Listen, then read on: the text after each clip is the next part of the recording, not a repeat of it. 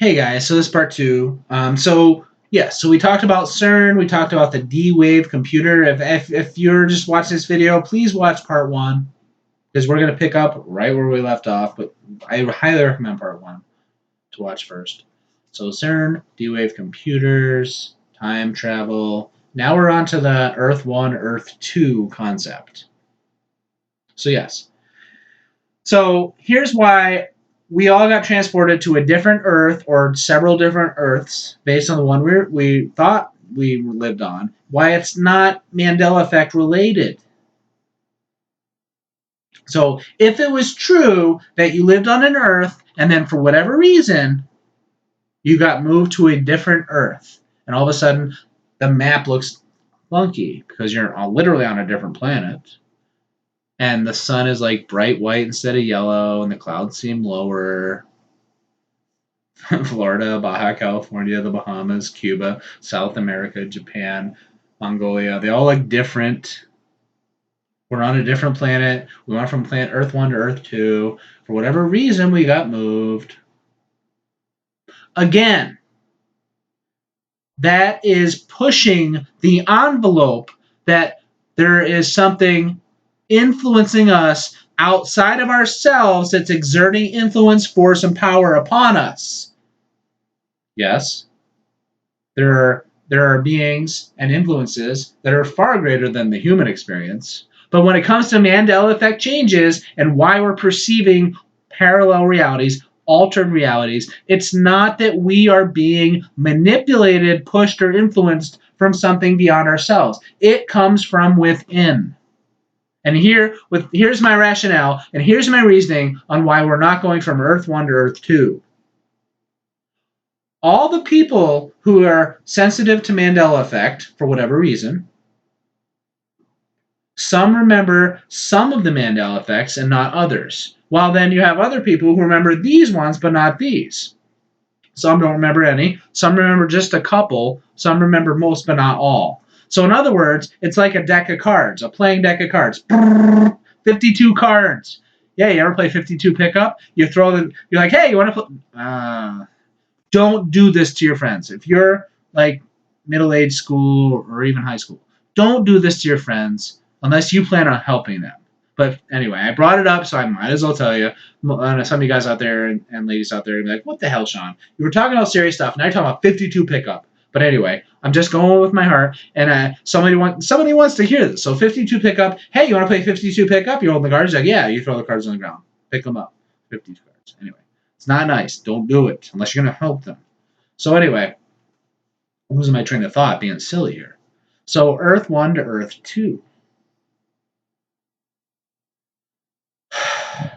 If that's the truth, if that's what's really happening, that people got transported to Earth 1 to Earth 2, then what's up with all the variety, all the 52 cards? What's up with all the variety of people who remember some Mandela effect changes, but not others? Right? At my job, I'm a mental health counselor. I work with people with disabilities of various sorts. I provide services to help them. I help them with their endeavors and I help them to learn and grow in their lives. Most of the employees I work with are Mandela effect sensitive. I'm going to have a video at some point talking about how I have most of the people I interact with are sensitive to Mandela effect. A lot of them don't look into it. They rely on me to give them like cool examples, like the JFK one, holy crap, or the Wizard of Oz one, and the Scarecrow had a gun. But yeah. So most of them are highly sensitive to Mandela effect, even if they don't actively pursue it. And there's plenty of accounts out there, plenty of people that I've interacted with on here, online, throughout the world, who they say most people don't, and they don't have a lot of people to talk to this about. But anyway, there's this guy at my work. He is not very sensitive to Mandela effect. He's about 32, 31. He's very, very grounded in this timeline.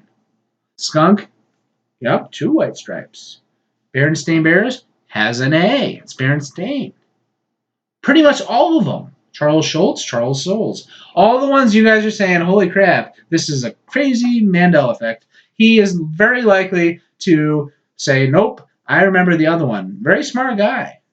He used to be a journalist. He worked for a newspaper. He was writing articles and stuff. Smart guy, really good with letters and words. So the spelling changes ones, he's not just like guessing at it or remember. He knows. He knows what he knows. So yeah, he is not very Mandela effect sensitive. But yet, I played the Mister Rogers song and he almost lost his shit. It's a beautiful day in this neighborhood. That convinced him, man. That now he trusts what I talk about because he can sense that what I'm talking about has validity. It's not like he's like no all those changes no because he understands that other people are experiencing those changes. He has an open mind and he knows that it's a real thing. He knows that he's very grounded in this timeline. But the Mister Rogers neighborhood was the first one that hit him, and it hit him hard. What's my point? If we all moved from Earth 1 to Earth 2 and a bunch of stuff changed, how do you account for all the variety? It's because Mandela effect changes has to do with the person. It is a person-centered concept. Each individual has their own specific journey when it comes to Mandela effect. There is energy that exists now. Post 2012, we did not blow ourselves up. We did not have World War III, nuclear war, everyone freaking dies. Almost everyone. No. It's not a repeat of Atlantis and Lemuria. We've made it to the next level. So now human consciousness is moving past the normal. We're passing the ceiling. We're going through the ceiling and going to new stuff. New stuff. So yes, it's a person by person experience. Everyone's awakening at their own pace. Let's go back to the people on Earth 1, and then they go to Earth 2 because they're like the chosen ones, or they're selected, or they're ready. So the ones that aren't ready stay. The way the timelines work, those who are open to moving to other realities. Now that doesn't sound right. Those who are ready to advance to different lessons, who understand how to get along with others. They understand how to be respectful, honesty, integrity, doing the right thing. They're ready for the next set of lessons. They're ready to move up and on. Then those individuals are going to move to a different earth. While those who are still working with and struggling with their own inner demons, so to speak, and the fear-based stuff, and the trying to collect possessions and trying to like be like above others and working with those types of issues are going to stay on the old earth. It's not a physical change where you go from one earth to the other earth and you have the other earth with a different map and the old earth is the same map everyone's known. No. It has to do with timelines diverging. So yes, Mandela effect changes. It has to do with each person's specific journey. And that's why you have such variety on the Mandela effect changes and why it's not cut and dry. It's not that everyone who is experiencing Mandela effect has exactly all the same changes. My friend who is not sensitive to most of the Mandela effect, but Mr. Rogers hit him hard, and there was other examples too that hit him, but he was like 85 to 15, 85% to 15%. So for me, it was like, like the opposite. 85% of the Mandela effect things I've heard about, I also agree with the change. But for him, he's only experienced maybe 15%. And then you have a whole variety of mixtures in between. So it's not Earth 1 to Earth 2. Okay?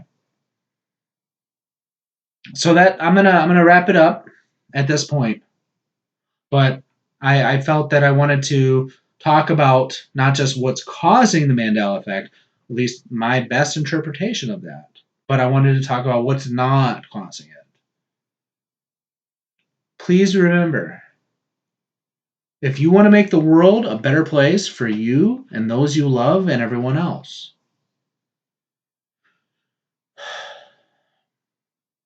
do something good for someone. It does not have to be something big. It can be something very small. Do some random act of kindness for someone. Give you some examples. When I go to the supermarket, I park my car. If I remember, I grab a cart that's in the parking lot and push it into the store that I'm going to use. Why do I do that? So there's people who are getting paid to collect the carts in the parking lot. They're probably getting paid a lower wage, and they're collecting all these parts and pushing these big heavy carts, 20 of them at a time, into the store to like restock the store with shopping carts. So if I grab a shopping cart, let's say I food shop once a week. So in 52 weeks, I've grabbed 52 shopping carts. How much does a shopping cart weigh?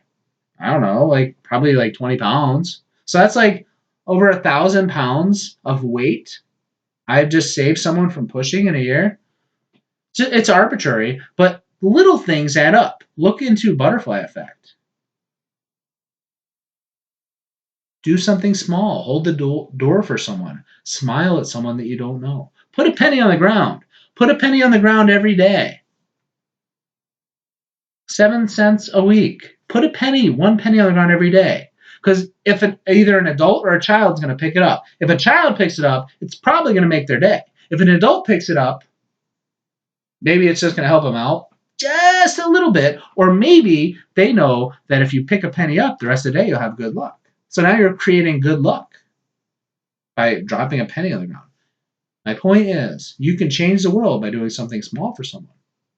Just tiny. Like I said, hold the door. Hold the door for a random stranger.